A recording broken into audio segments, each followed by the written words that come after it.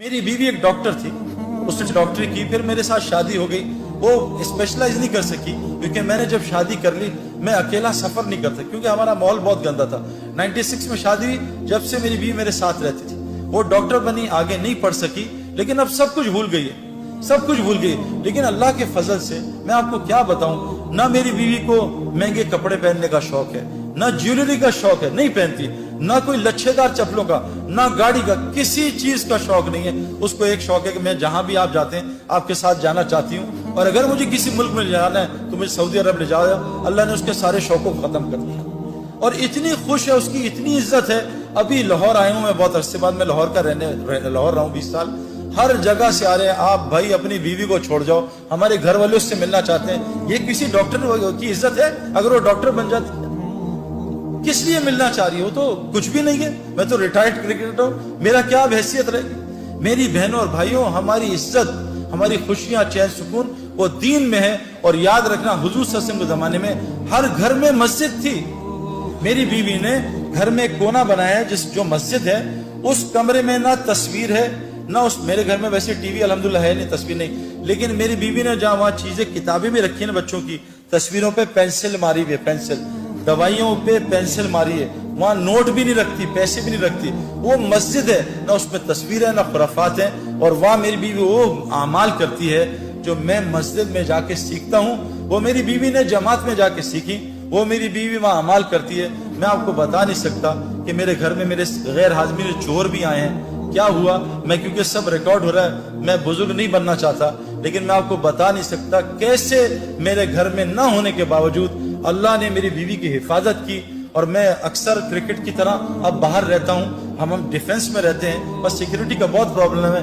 कैसे अल्लाह ताला ने मेरी बीवी की, मेरे बच्चों की हिफाजत की है, आपको बता नहीं सकता।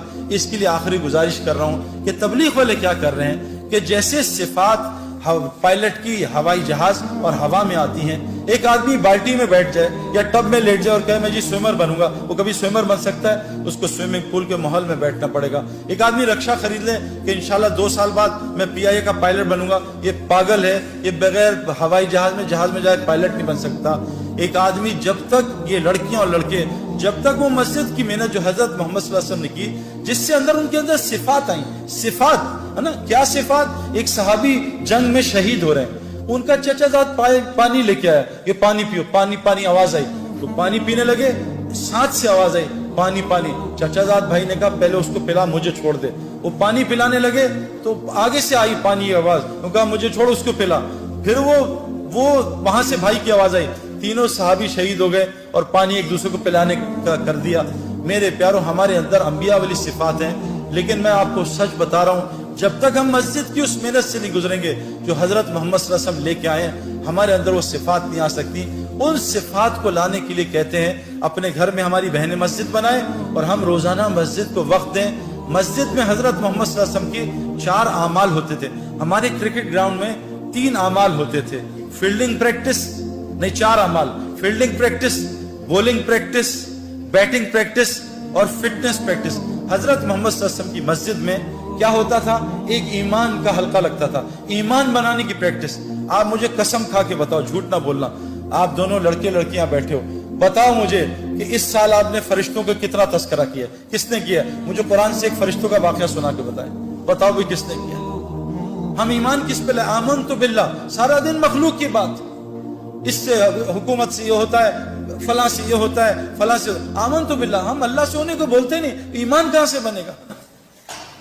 एक 3 बच्चे थे शरारती, उनका दिल कहा कि हमको तिक्का शिक्का खाएं, उन्होंने कहा हमारे पास तो पैसे नहीं, ये बड़े मियाँ है ना, ये इनको बुद्धू बनाएंगे, इनके पास बड़ा जबरदस्त बकरा है। तो अच्छा कैसे? तो बड़े बच्चे ने कहा मैं बताता हूँ। तो बड़ा बच्चा गया मशवरा करके अंकल के पास, अंकल कुत्ता बाहर वो बकरा बाहर लेके निकले, तो कहा अंकल कहाँ जा रहे हैं? सलाम किया, कहा बेटा ये बकरा चराने जा रहा हूँ। कहा अंकल ये तो कुत्ता है। उनका कुत्ता? तू, तेरा बाप, तो कुत्ता तुझे नजर आ रहा है? तो बकरा है। तो कुत्ता बकरा चलता रहा आधा घंटे। खैर वो चला गया बच्चा, बड़ा उन्होंने बुरा भला बोला। अगला बच्चा है, उनका अंकल अस्सलाम वालेकुम, खैरियत से? कहा बेटा खैरियत से हूँ। कहा जा रहे? कहा बेटा बकरा चलाने। कहा अंकल ये तो कुत्ता है। कुत्ता तू होगा, तेरा फला, कुत्ता बकरा। वो चलती रही तकरार कुत्ते बकरे।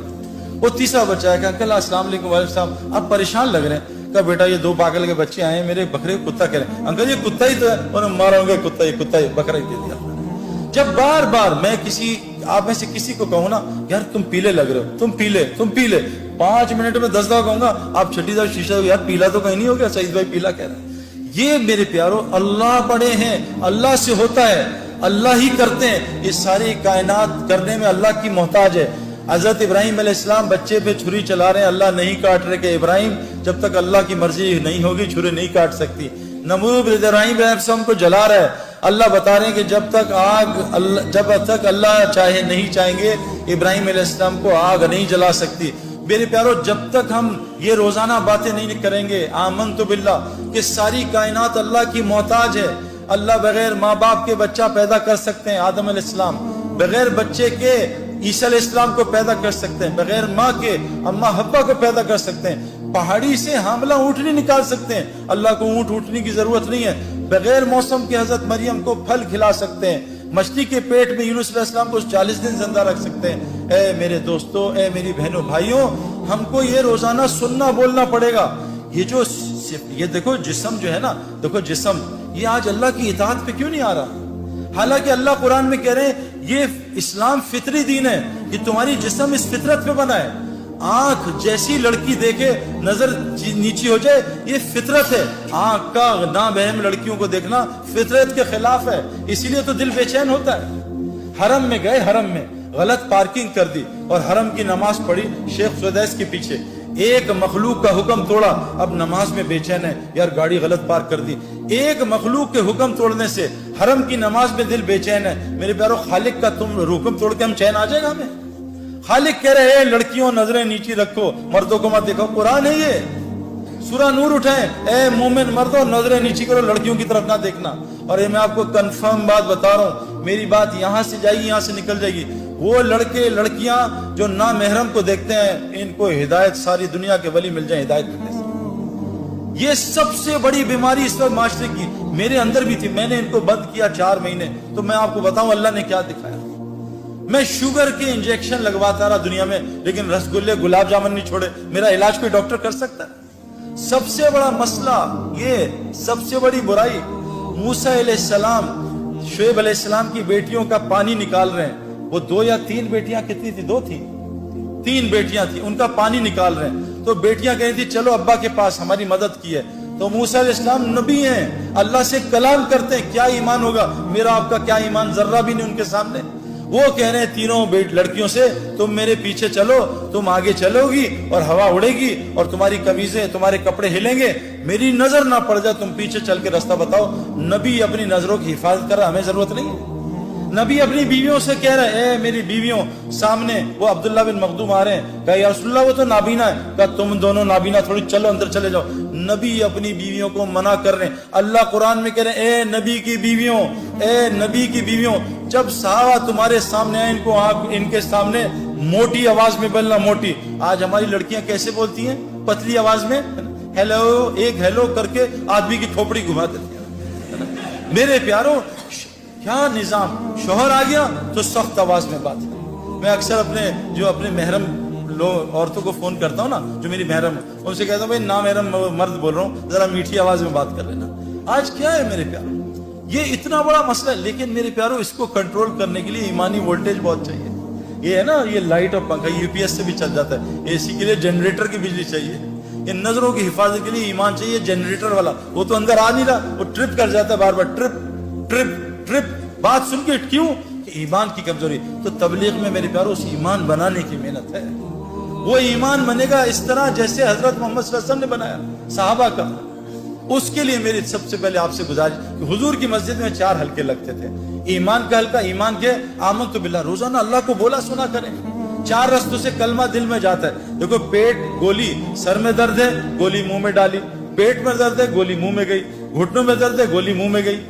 جب ایمان کلمہ لا الہ الا اللہ، دیکھو گولی کی طاقت بندوق میں ظاہر ہوتی ہے، ہاتھ میں نہیں، شیر کی طاقت پنجرے میں نہیں، جنگل میں ظاہر ہوتی ہے۔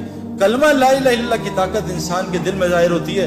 جس دن یہ کلمہ 4 رستوں سے جاتا ہے، جو آپ سن رہے ہو یہاں سے دل میں اترتا ہے، لیکن یہ دوائی روز کھانی پڑتی ہے۔ یہ بتاؤ کوئی ایسی دوائی ہے جو روز کھائے بغیر شفا دے دے؟